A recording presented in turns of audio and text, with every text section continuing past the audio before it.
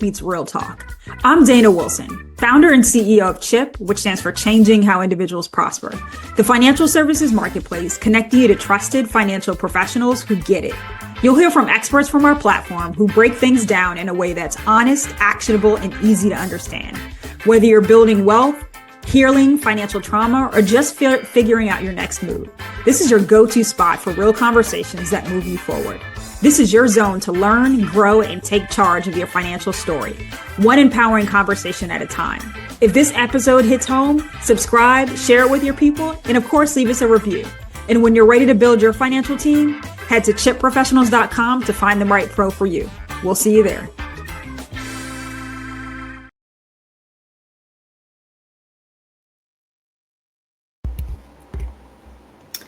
All right. Hello, everyone. Again, my name is Dana Wilson, CEO and founder of CHIP. I'm excited to have you here for this next episode of the Zone of Genius podcast. And we have an amazing guest, Nick Wall, who is going to come on and talk about small business continuity planning. Nick, welcome to the stage, the virtual stage. How are you? I'm doing well. I'm both patriotic here, close to the 4th of July, and also supporting our men's U.S. national team in the Gold Cup finals this weekend. Awesome. Yes, we are close to a holiday. So hope everyone is having a safe holiday weekend. But yeah, let's definitely make sure we dive in. So again, we're going to be focusing today on small business continuity planning. I think that's extremely important as we're seeing more people open businesses, continue to see longevity within their business, but we want to make sure that they're planning as efficiently as possible. So Nick, thanks you again for joining. And before we hop in, please tell everyone who you are, a little bit about what you do. Yeah.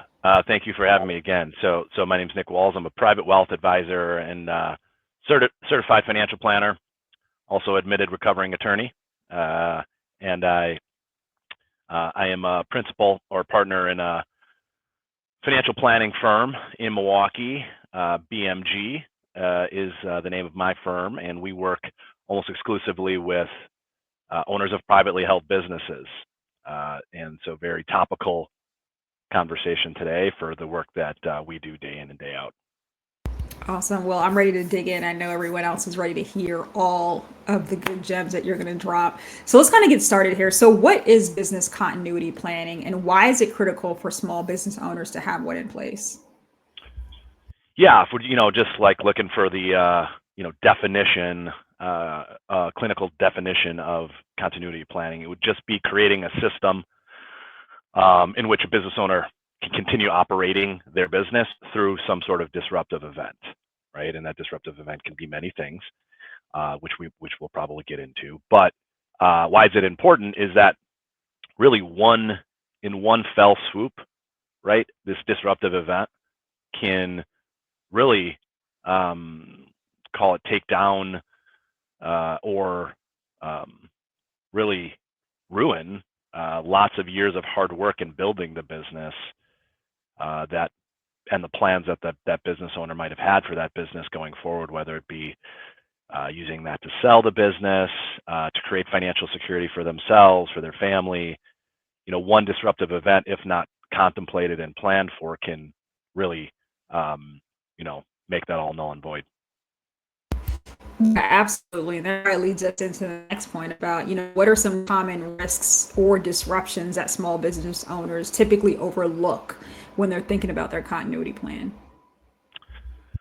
Yeah, I would say I like to start with the ones that they most likely think of when they're starting or running their business, and it's things like operationally, whatever business they might be in, liability insurance for if they own, some sort of actual physical location. These are things that are like set up pretty normally, right? I'd say the things that are not contemplated often enough or addressed are thinking through the death or disability of a partner, owner, or key person. It's a blind spot that a lot of business owners have, simply because it's a blind spot that a lot of humans have, and business owners are just humans. So like even if you're working outside the business owner market, people thinking of their own death or disability is not something they often want to or think about or plan for enough right? Statistically. And so business owners are unfortunately, kind of subject to those same blind spots. So I'd say that's probably, one of the biggest. Yeah, absolutely. I feel like we can all sometimes be our own worst enemy and not really being prepared for those things that sometimes we just often don't even want to talk about or even act like might happen because we all do some degree feel like we're superhuman. Yep, Yep. yep. Especially in I've definitely witnessed the Superman effect of a lot of, and unfortunately, it's a lot of us, you know, guys out there that think we're going to live forever, and nothing's ever going to happen. But honestly, that's what I hope is the case for our clients. But we have to, to be a fiduciary and to really be an advocate for our clients, we have to think about those scenarios because, statistically, it's just going to happen to some people. So we want to be in a good position for the business to be able to survive if that happens. Absolutely. And I think sometimes there's also a misconception about the ease of setting this all up. So I would say, is it pretty easy for people just to kind of get a lot of this stuff set in place? Because sometimes people feel like, oh, I got to do this big major thing. I got to, take all this time away. But as far as like steps in getting it set up, how easy is that for the business owner? Yeah, I mean, it's a lot easier if you work with a professional like us. I mean, I'll always throw small plugs in for working with a firm that does this, because it can be facilitated. I think the value of working with a team that's done it is they can kind of see around corners that the business owner is not doesn't know because we've seen it and we've done it. We can help smooth the process out, and honestly, we can help create that uh, let's call it connectivity, the connective tissue between that piece of their business and all the other pieces of their financial world. And so that in and of itself makes it much more of a streamlined process. But to answer your question more directly, it's not hard. I often joke with business owners that say they're busy to do some of this stuff. Um, uh, you know, if you kind of take all of the hours in a day, in a week, in a year, it sounds kind of silly to say, hey, can you take 2 hours out of these thousands of hours that you have in the year to really do some work that's going to go a long way in protecting your business? Yeah, so we can get this set up, within a few meetings of learning and meeting a business or a business owner. So not hard, just many times the Stephen Covey principle of working on the urgent and not important things takes up a lot of our time, and working on the non-urgent, not house on fire stuff, but that's really strategic. Often people don't take enough time to take a few hours, a month, a quarter to really spend on the important things that if you don't do tomorrow aren't going to necessarily have a negative ramification, but down the line could really be detrimental. And so I would just say, in the context of what's important, setting aside a few hours to get some of this stuff done, I think is not too much to ask. Oh yeah, absolutely. I'm glad we kind of brought that up because it's definitely important to know that, out of all the hours, like you said, out of the year, can you just take out maybe 2 of that and work with your team, get it set up, get it off your mind to some degree, and then be prepared Yeah. and probably more operationally efficient and prepared as well too. Yeah.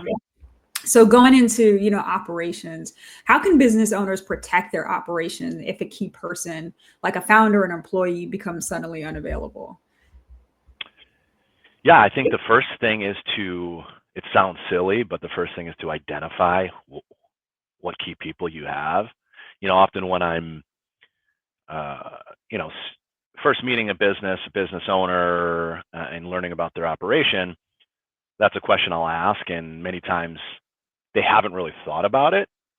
And they're like, well, yeah, him or her, yeah, that actually, yeah, they would, that would be rough if we lost that person for, a period of time. And then you kind of ask, all right, well, what would be the plan? And often it's the business owner saying, well, I guess I'd have to, work 80 hours this next week, and so which is not ideal, right?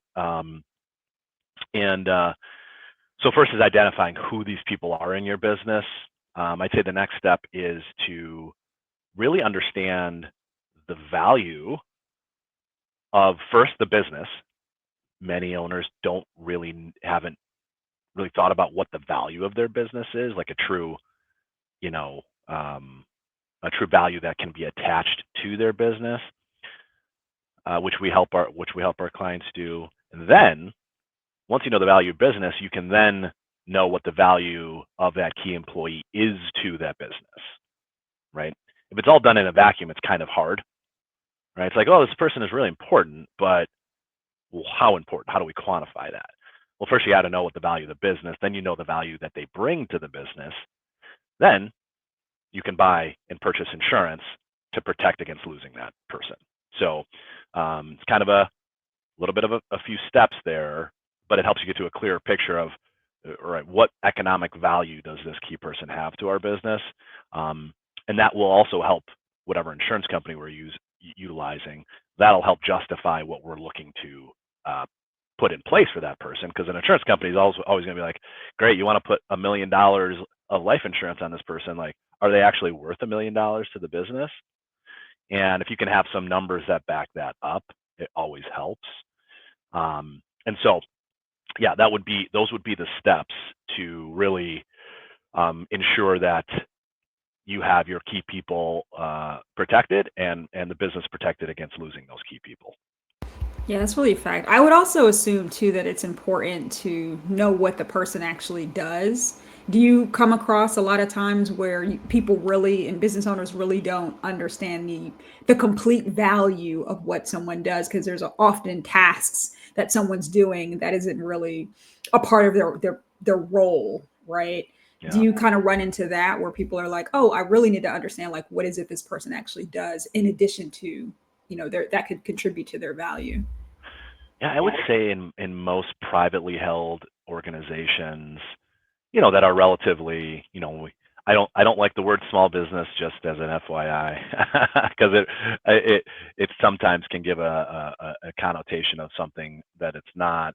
I like to say privately held business, because even multi-billion-dollar businesses that are privately held, it's still an operation where there is span of control that is attainable, and not it's not out of control. So my point in saying that is that no, most owners do understand the value of, because it's an organization that is close knit enough where they kind of know the day in and day out operations.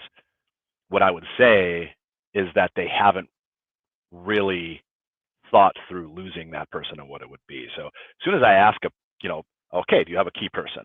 Yes, it's Sarah, right? Sarah does this. She actually knows all of our customers, and they really love her. In fact, she was, out because she had a tore her ACL playing volleyball, and she was out for a few weeks. And man, like that was a painful few weeks. So they start talking, and they almost start just talking themselves. They know it. They just start talking themselves into like, oh my goodness, Sarah is really, really valuable. So like they know, they just haven't really taken the next step to say, okay, well, what should I do to prevent some sort of calamitous event if Sarah is not here for a really long period of time, or worst case scenario, if Sarah passes away or something like that. So I'd say they know it. They just often don't then take that next leap and like saying, okay, well, what can I do about it? Yeah, that makes sense. Really being able to fully articulate the value of that person and then Right. putting it into place. Which types of policies within a continuity strategy should businesses prioritize? Yeah, I would say, we've talked about them. I would say it is um, insurance that protects against, in this context that we're talking about, insurance that protects against the death or disability of an owner or a key person. Those are the two things that can, in a closely held business, if you lose an owner and do not prepare for it, it can shut the business down. Full stop.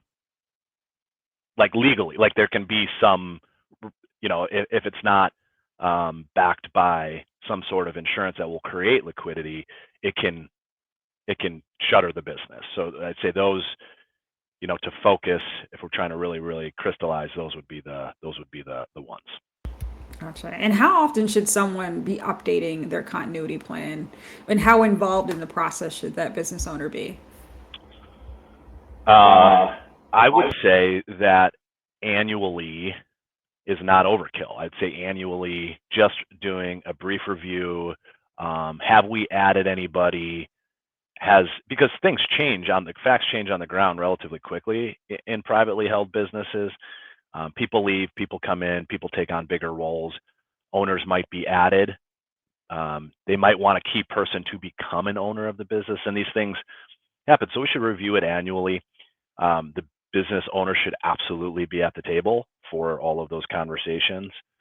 And sometimes, possibly the attorney, the business transactional and/or corporate attorney that may have drafted some of these documents can be brought in. I wouldn't say that's necessary every time, but sometimes if you're going to contemplate changes to the operating agreement, or you're adding key people, or then you might need that attorney at the table to just give some of that context of how things were drafted, what was contemplated in the first place, and then how that needs to change. So, so there's a few variables there, but I'd say annually and absolutely the business owner should be part of that meeting every single time. Yeah, absolutely. I feel like you have to be as involved. Well, you should be as involved as possible. Yeah. I kind of want to throw a question in there too, because I know there's a lot of people who are now starting, family offices, and I feel like that's becoming a bigger conversation.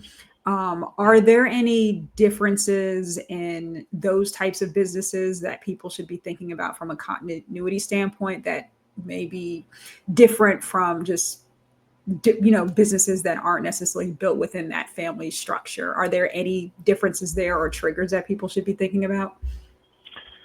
Yeah, I mean, I think it's different when it is a family or generational business. And I would say the one thing that is key there, and we're straying a little outside some of the stuff we've talked about, but is estate planning. When there's family involved, and there's family involved in running and or succeeding the business. So say we're on second or third generation type of businesses, which is what I think you're referring to. And that's actually one of our, I would say, unique specialties, is working with generationally run privately held businesses, multi-generation, I should say. Estate planning is so key, because often you can have scenarios where you have the founder and they have 4 kids, and 2 of the kids are in the business, right? One's, and I don't have to be stereotypical, but many times it's the oldest. I have 3 boys, and it's like, oh man, I could just see this all playing out. And that person's going to become the president and CEO. Maybe then the daughter is the COO, and then the 2 other kids just weren't really interested in the business, and they are doctors, attorneys, or artists, or whatever. I mean, just fill in the blank. But that business, especially if it's successful and lucrative, there's going to be animosity that can be created between the family dynamics. And these people, the business is being passed on to them that might be worth millions of dollars. What about the 2 that aren't in the business? How do we equalize that and make sure that animosity and resentment doesn't ultimately cause a lot of issues? Because if it's not handled correctly, and if it's not contemplated and planned for, it can create that resentment. And now we have maybe 3rd generation and grandkids, and it can start to just filter down. So when it's a family or generational business, estate planning is key to add into the mix. Yeah, definitely. You want to make sure, you built it to be sustainable for a very long time. So I think that kind of brings us to our switch when we start talking about exit planning strategy. Yeah. So what is the right time for a business owner to start thinking about their exit, and what are the first steps that they should be taking? Yeah, ideally, and this is probably wishful thinking, but ideally, like when they start the business, they should be thinking about what are their plans and visions to exit the business. Now, those can change, right, over time, but many times anyway, that's rare, right? Most times people just start something because they have a passion, they see a need, they have a skill, and they just start going, and before they know it, they have something on their hands that's like significant. Um, but at the minimum, it should be 5 years minimum. Um, 5 to 7 years really should be when they start absolute not just thinking about it, but start really uh, help. We start really plotting it out and start drawing up their best case scenario, and then start taking action on setting that up, because you know it just doesn't work where it's like, hey, I want to sell the business this year. That's just that doesn't generally work successfully. So we usually like to have at least a runway of about 5 years to do that. So yeah, you can't just wake up on a Tuesday and say, you know what, I'm going to sell this business today. Let's get that started. Yeah, go back to bed if that's what you think. Yeah. Right, just go back and roll over and try again. So when it comes to selling the business, what are the key differences? Like when you're just selling it, you're passing it to a family member, or you want to pass it on to an employee through models like ESOPs. What are the key differences there?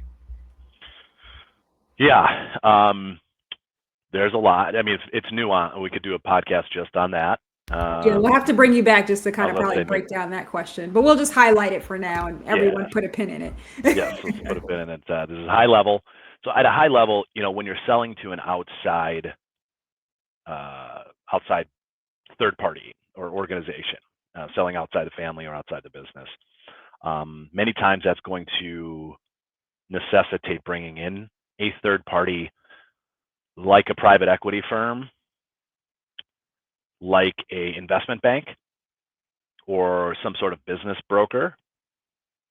And why you need that third party is because when you're selling to an outside organization, you are trying to create a competitive scenario because you want the highest price possible most times, right? That business owner.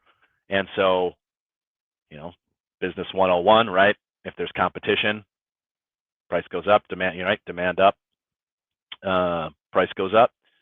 And so many times you're bringing in those so that they can actually shop that out to multiple types of entities and what have you. It's kind of the opposite when it comes to keeping it in the family.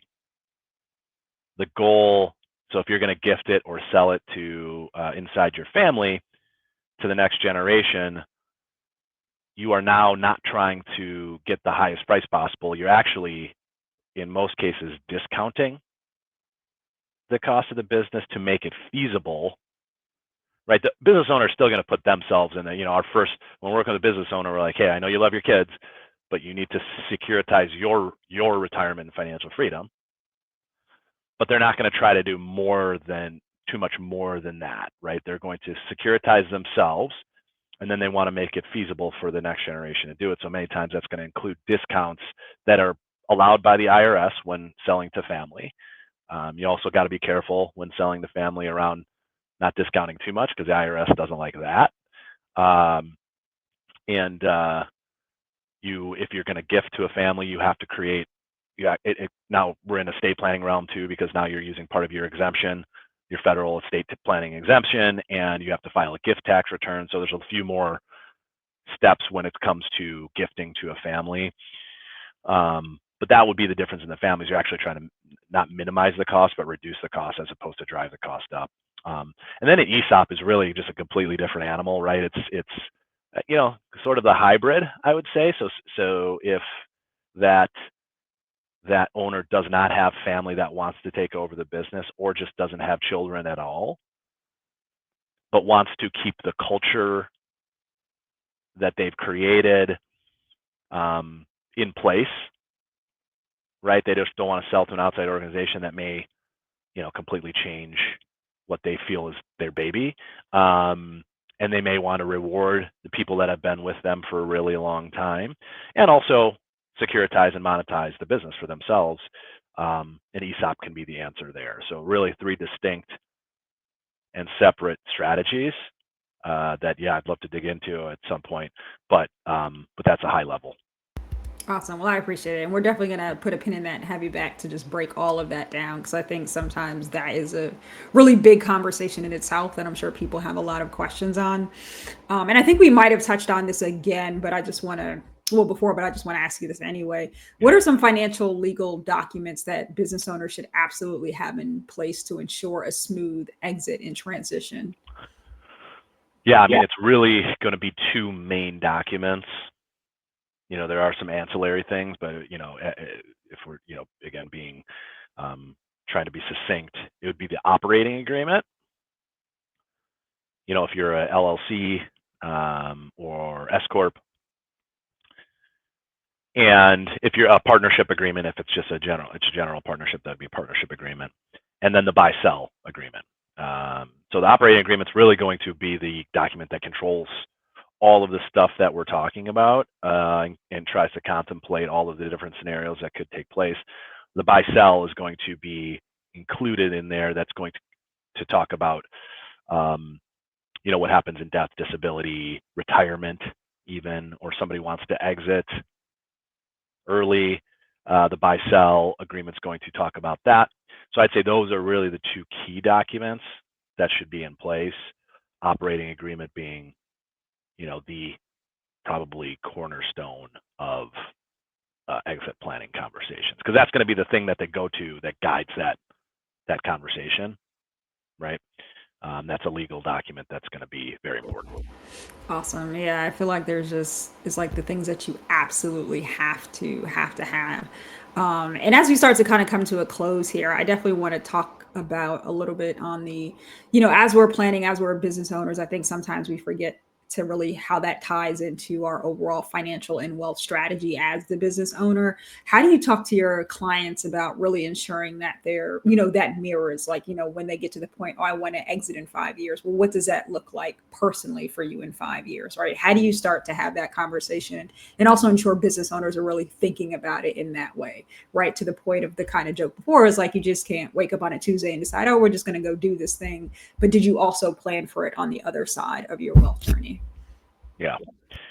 Yeah, often overlooked, right? And we talk about here at BMG, the reason that we're in the market that we are is that often those 2 things are handled separately.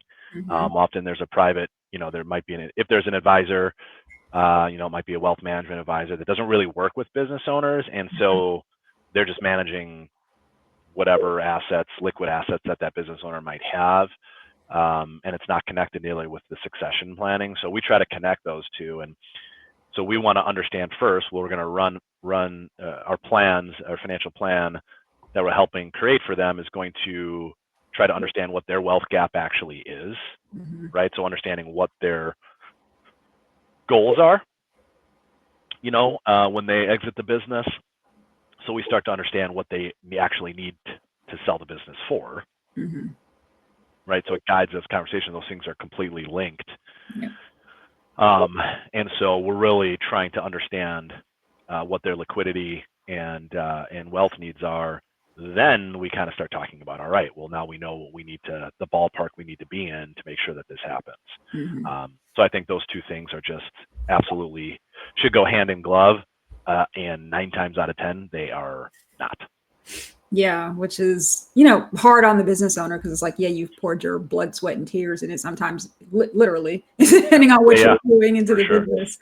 And I also would assume that helps make better decisions too when you're looking at exit and the type of deals and people that you're willing to work with, because then you won't just take anything if you understand that, hey, this is not a part of the personal wealth strategy that I have, and this person is only offering me X. I'm not even going to continue on that conversation if it's not at least at this particular level. So you also are really helping your business clients, think about their own personal value. Yeah. I mean, it creates clarity, which clarity is so key in many aspects of our life. Having clarity to make decisions, it does create that clarity. And often, to your point of that scenario, sometimes it's like the business owner thinks it's worth one thing. We tell them, here's what you need, and they're not getting anywhere close to that. Now we can have a conversation around, all right, how do we create more value in the business? And there's partners that we can bring in to help, say, okay, if we've got 5 years or if we've got, some time, what operationally can we clean up? What around your accounting, around your technology, around your software? Are you founder-led versus leader-led? What are some things that can increase the value? But once they know what the true value is versus what they need, they can start to say, they can have that, okay, like, all right, maybe it's not this year, maybe it's next year. Let's work on what things we need to do to actually, increase the value of the business so that those goals can be accomplished versus, just taking whatever is out there because they want to get out. Right. And it sounds good. All money isn't good money, right? Yep. Yeah. Very true. Well, Nick, I appreciate you coming on. You've definitely dropped some really amazing information and gems. Is there anything else that you want to leave business owners with that might be helpful as it relates to exit planning or, the continuity strategy planning that we didn't mention? Give me a call. No, joking. Well, that too. Yeah, That too. no, Find someone who can help you through this process. Don't do it alone. Yeah, no, I mean, I just again, I'll bring back the again, 7 Habits is one of my favorite books. And I'll bring those quadrants, right? If you haven't, look it up. It's on my shelf too. So I look up those quadrants and spend some time in the non-urgent but important issues. Slow down, and make time for the strategic planning, whether that be just with your team, or sitting down with your trusted advisors to really think through some of this stuff, because if not addressed, it can just be really detrimental to your business and all the goals that you set out. So sometimes just you need to slow down and make time for some of the long-term planning that is integral to creating successful continuity. Absolutely. I love it. And also don't forget about you and taking time for yourself. Nick, you're on here. Oh yeah, that's right. and you're getting ready to, take some time off with your family and relax and unwind. So that is also equally as important to all the things that we discussed today. So just want to end on that note of also, put yourself 100% agree that it can be difficult for business owners to do that. Yeah. But if you do want to not get divorced and split the net worth of your business, then you should do that. There you go. For nothing else, whatever motivates you. Yeah. Awesome. Well, Nick, thanks again. Thanks for everyone for tuning in. We will definitely have you back. I have a couple things as we were talking in my head for new episodes that I think it'd be great to have you back on. So everyone have a wonderful and safe, this will come out a little later, but it's July 4th weekend as we're recording this. So stay safe and stay tuned and make sure you keep up to date with what's going on at CHIP, and then also tune into all episodes of the Zone of Genius. Thank you. Thanks. Thanks for tuning in to the Zone of Genius, where we make money make sense. If you felt seen, heard, or inspired today, don't keep it to yourself. Share this episode, leave a review, and tag us in the moments that moved you. And when you're ready to stop doing it all alone and start building your financial team, visit chipprofessionals.com and we'll connect you with trusted experts who will help move you forward with strategy, support, and confidence. Until next time, stay in your genius.